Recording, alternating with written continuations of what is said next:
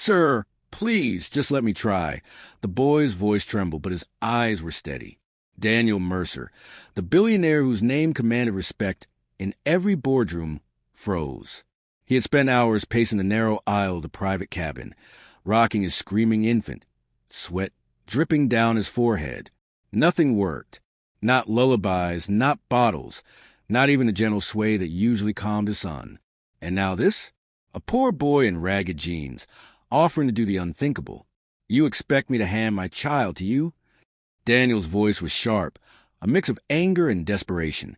Yes, the boy whispered, stretching out his arms. Because I know what he needs. And you're too scared right now for him to feel safe. The entire cabin held its breath. Could a billionaire really trust a stranger, someone who owned almost nothing, with the most precious thing in his world? What happened next would silence every critic, shock every passenger, and change their lives forever. Hello, and welcome to Sir Gentle Stories. First, let me thank all my wonderful subscribers. Your love, support, and encouragement are what keep this channel alive. Every like, every comment, every share means more than you know. And if you're new here, don't forget to join the family by hitting that subscribe button. Because here, every story carries not just entertainment, but a life lesson that can inspire and uplift. Before we begin, allow me to say a quick prayer for you. May peace fill your heart, may health strengthen your body, and may unexpected blessings surprise you this week. May you find joy in small places and hope in every season of your life. Amen. Now, let's get into today's story. The hum of the engines filled the cabin like a restless sigh. It was supposed to be a quiet night flight across the ocean, but peace had fled hours ago. Instead, the cries of a baby filled the air, piercing, unrelenting, echoing to the plush first-class cabin. Some passengers groaned. Others shot sharp glances toward the man desperately pacing near seat 1A. That man was Daniel Mercer, to the world. He was a billionaire who closed impossible deals and built empires with a flick of his pen. But right now, he wasn't a mogul. He was just a father, helpless and unraveling. It's okay, son, it's okay, Daniel whispered, bouncing the baby against his chest. His shirt collar was damp with sweat, his once polished composure crumbling. The baby only cried louder, tiny fists shaking, face red with distress. A passenger hissed from behind. Even money can't buy silence. Daniel closed his eyes, shame pressing heavier than the jet air. This wasn't the boardroom where silence fell at his command. This wasn't the stage where applause followed his words. This was helplessness, raw, humiliating, human. A few rows back sat someone very different from Daniel. A boy, no more than 15, thin frame lost inside an oversized hoodie. His sneakers were worn, his backpack patched in more places than whole. He had boarded the flight with a discounted ticket sponsored by a local charity. His name was Jamal. Jamal had grown up in neighborhoods where crying babies weren't strangers. They were the background music of survival. His mother used to babysit kids just to make rent. Jamal had often been the one to hold them, hum to them, keep them quiet while his mother worked her second shift. So, while the passengers around him grew restless, Jamal sat still, his chest aching. The sound didn't annoy him. It reminded him of nights when he had been the comfort. And as he watched the billionaire's face twist with despair, something stirred inside him. Daniel tried again, shifting his son higher against his shoulder. Come on, buddy, please, just stop. His voice cracked. For the first time in years, he felt tears sting the edges of his eyes. Then, excuse me, sir. Daniel turned sharply. Standing awkwardly in the aisle was Jamal, clutching his backpack strap. His voice was quiet, but his eyes were kind. Daniel's brows furrowed. What is it? I think I can help, Jamal said softly. The passengers around them perked up. Curious. Someone scoffed under their breath. The kid thinks he's a miracle worker now. Daniel narrowed his eyes. Help? Do you even realize this is my son? He's not some project for you to experiment on. I know, Jamal replied quickly, his hands trembling but his gaze steady. But I've been where you are. I've held babies like him. Lots of them. Sometimes they don't need bottles or songs. Sometimes They just need to feel calm, to feel someone's heartbeat that isn't panicked. The word struck Daniel like a stone. Panicked. That was exactly what he was. Panicked, desperate, trembling. And if babies could feel that, maybe that explained why nothing worked. Still, his pride pushed back. And you expect me to hand my child to a stranger? Jamal swallowed hard, then nodded. Yes, just give me a chance. The cabin held its breath. The billionaire and the poor boy stood face to face, worlds apart, yet drawn together by a baby's cry. Daniel hesitated, his arms tightening protectively around his son. But then he looked down, at the baby's scrunched red face, at the tiny fist beating helplessly against his chest. He looked back at Jamal. There was no mockery in his eyes, no judgment, only sincerity. Slowly, Daniel's defenses wavered. For the first time in years, he considered trusting someone outside his carefully guarded circle. Finally, with a trembling breath, he whispered, "All right, show me." Jamal stepped closer, arms out. The baby wailed as he was passed over, but Jamal held him gently, almost instinctively. He began rocking in a soft rhythm, his hum low, almost drowned by the engines. At first, nothing changed. The passengers exchanged skeptical glances. Daniel's chest tightened with regret. But then, the baby hiccuped. His cries faltered. Another hiccup, a whimper, and then silence. The baby nestled against Jamal's chest, eyes fluttering shut, lulled by the boy's steady heartbeat and calm presence. Gasps rippled through the cabin. Passengers leaned forward, wide-eyed. Even the flight attendants exchanged stunned looks. Daniel's jaw slackened. What did you just do?" Jamal smiled faintly, brushing a hand across the baby's tiny back. "Sometimes they don't need much. Just peace." Daniel stared, speechless. Relief flooded him so intensely his knees nearly gave out. For hours he had battled alone, and in minutes. This boy had done what he could not. He whispered hoarsely, "You're remarkable." Jamal lowered his eyes. "No, sir. Just practice. If this part touched your heart, take a second to give this video a thumbs up. It helps us share more inspiring stories like this one." And as Daniel watched his son sleeping soundly against a stranger's chest, he realized something that would stay with him forever. Sometimes, strength isn't about power or wealth. Sometimes, it's about knowing when to let someone else step in. The silence in the cabin was surreal. Minutes earlier, the air had been filled with the baby's desperate cries. Now, it was only the low hum of engines and the steady breathing of a child asleep against a stranger's chest. Daniel Mercer sat frozen, staring at the boy in disbelief. Passengers who had been scowling moments before now leaned back in relief, though some still watched curiously, whispering among themselves. For the first time in hours, Daniel felt his shoulders loosen. He exhaled, running a hand through his hair. "I don't understand. I tried everything." Jamal shrugged softly, rocking the baby with natural ease. "Sometimes babies don't care about what you try. They care about what you feel. And, sir, you were terrified." The words cut deeper than Daniel expected. He almost argued, but deep down he knew the boy was right. He had been panicked, scared, drowning in the weight of his own helplessness. He lowered his voice. "And you, how did you know?" Jamal looked down at the sleeping baby, a gentle smile tugging at his lips. "Because I've been there. My mom used to babysit kids all the time, sometimes 5, 6 at once.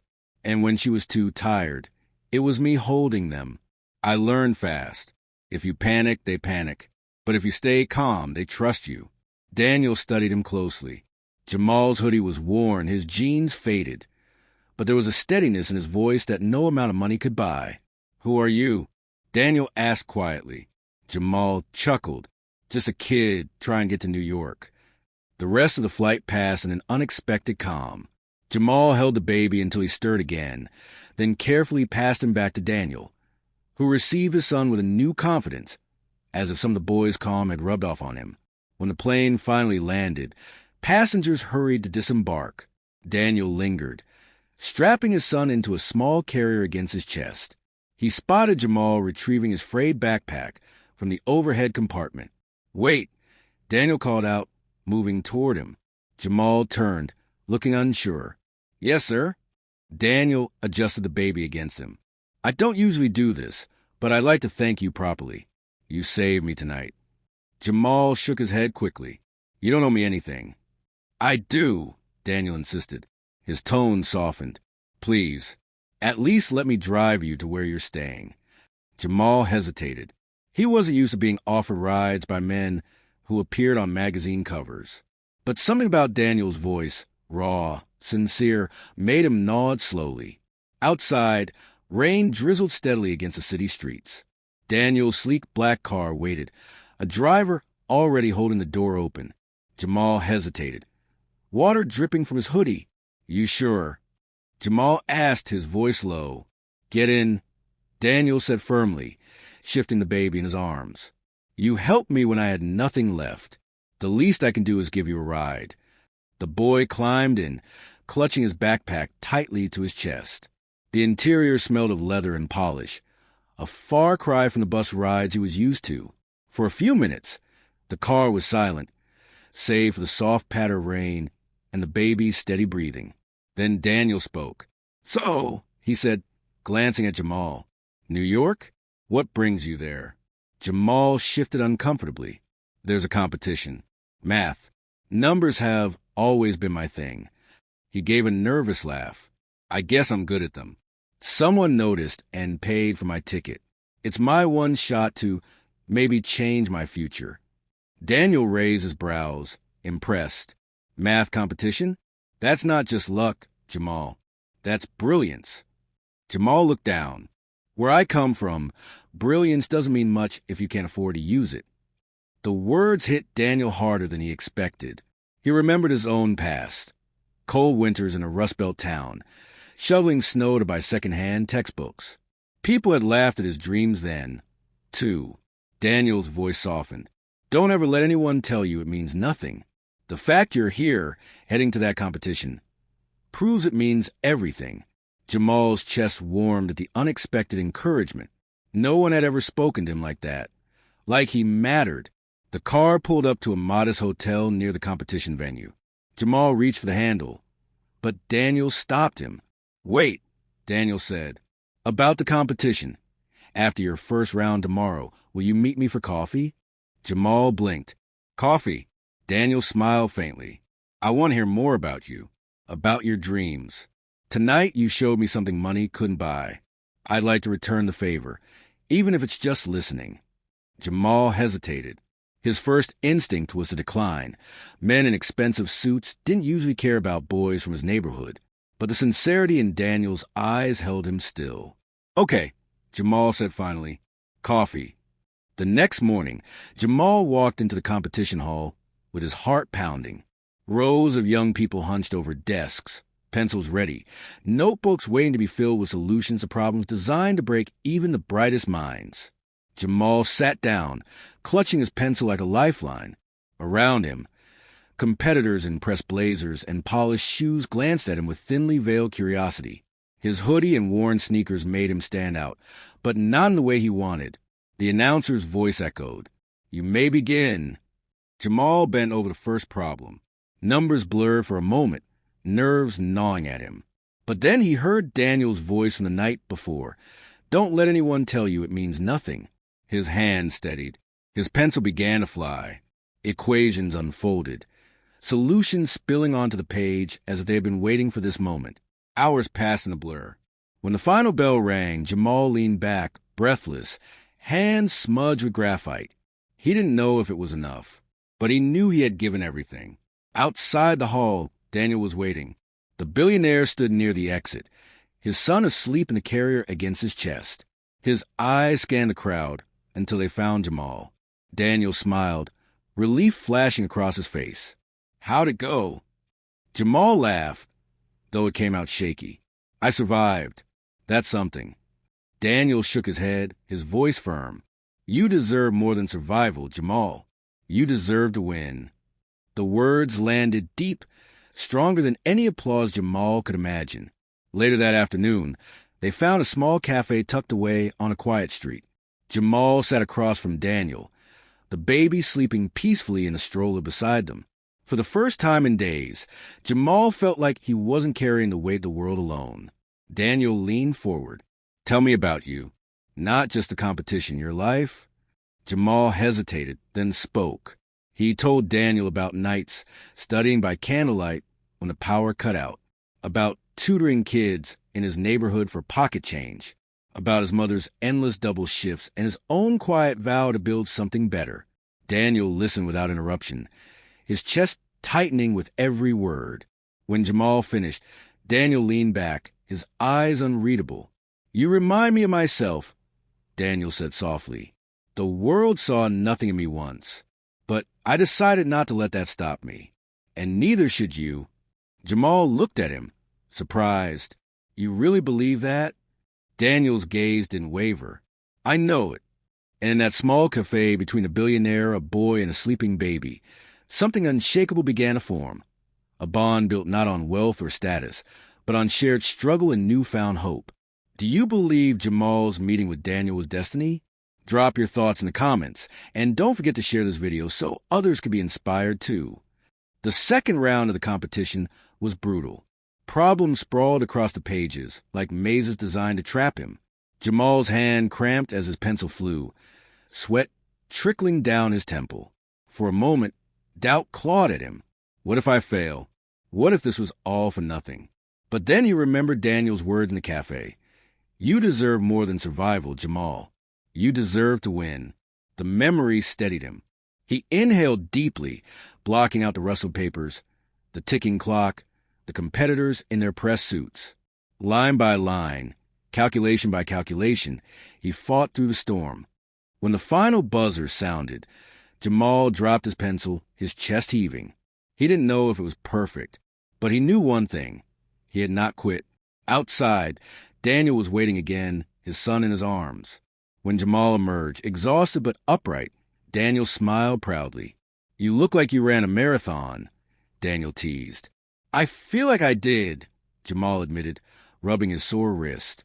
Daniel's hand touched his shoulder gently. Whatever happens, you've already proven something bigger than winning. Jamal frowned. What's that? That no one's beginnings get to define their endings, Daniel said. Jamal's throat tightened. He swallowed hard, unable to answer. That evening, when Jamal returned to his modest hotel, he found an envelope waiting at the front desk. The handwriting on the front was elegant but unpretentious. Inside, a note. You carried more than numbers today. You carried yourself with grace. If you'll allow me, join me for dinner tonight. No strings, just company. Daniel. Jamal read it 3 times before exhaling shakily. No one had ever treated him like this.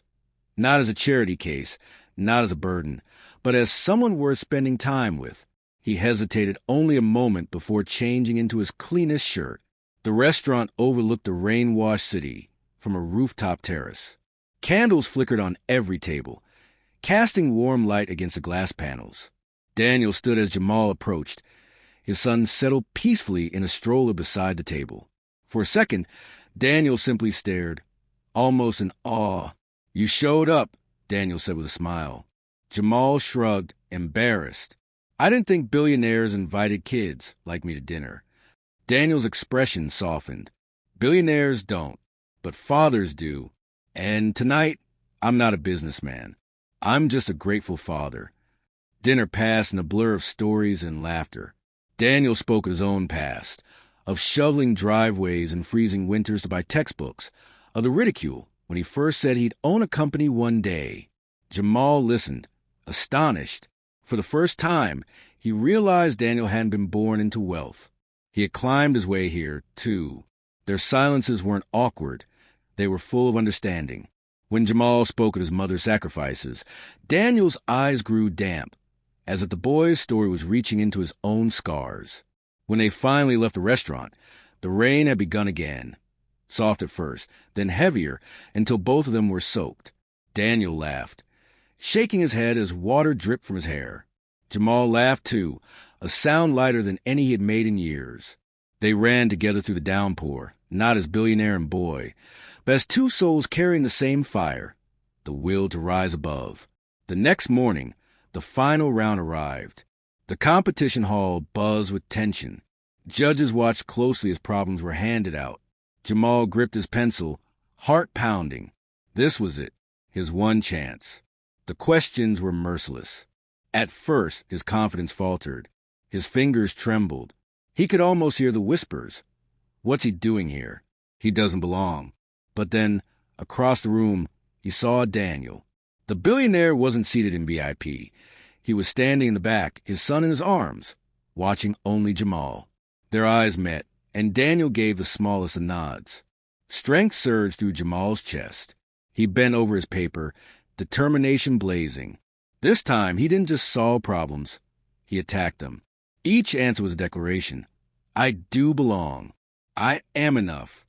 When the bell rang, Jamal's pencil dropped. He was exhausted, but his heart told him this time he had done it. The results were announced in front of the crowd. Judges read the top scores, tension building with each name. Finally, and the winner of this year's National Mathematics Competition is... The hall erupted as Jamal's name was called. For a moment, Jamal couldn't move. His vision blurred with tears. Applause thundered. Flashes from cameras lit the stage, but all he saw was Daniel, clapping with fierce pride, his son bouncing in his arms. Jamal stumbled forward, accepting the trophy with trembling hands. Cheers washed over him like waves. And then, as he stepped down, Daniel was there. Without hesitation, Daniel pulled him into an embrace. The trophy still clutched between them. You did it, Daniel whispered fiercely. You proved it to everyone. But most of all, you proved it to yourself. Jamal's tears spilled freely. I couldn't have done it without you. Daniel shook his head. No, Jamal, you were already extraordinary. I just reminded you of it. Weeks later, Jamal stood in Daniel's office, a breathtaking space of glass and steel high above the city. But what mattered wasn't the view. It was the opportunity Daniel had placed in front of him. Funding for his education, resources to pursue his dreams, and a mentor who believed in him. You changed my life, Jamal said quietly. Daniel smiled, his son babbling softly in his arms. And you changed mine. Remember that night on the plane? I thought I was losing control. But you showed me that real strength isn't about wealth or power. It's about letting someone else help when you can't do it alone. Jamal nodded, his heart swelling. From that day forward, their lives intertwined, not as billionaire and poor boy, but as family forged by compassion, courage, and trust. If this story inspired you, don't keep it to yourself. Like this video, share it with someone who needs hope today, and subscribe to Sir Gentle Stories for more life-changing tales. And in the comments, tell me, what small act of kindness do you believe could change someone's life?